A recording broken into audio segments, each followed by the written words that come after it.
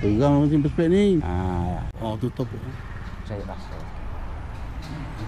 Oh, tu. Dah nampak. Kita gelang yang bila kita apa? Dapat baju lah. Kalau kita pakai baju hijau duduk senyap gitu. Banyak sini kan. Tak cakap kita. Oh ni dah besar raipak. Lalu. Saya rasa. Tapi dah stop ni ada rasa biasa. Oh, dulu sikit. Boleh rasa. Terang macam perspek ni. Ya. Anak kita bagi tu sikit je. Dalam gini tak apa dah sungan tu soho. Dia tengah buka spek. Memang tak apa. Apa?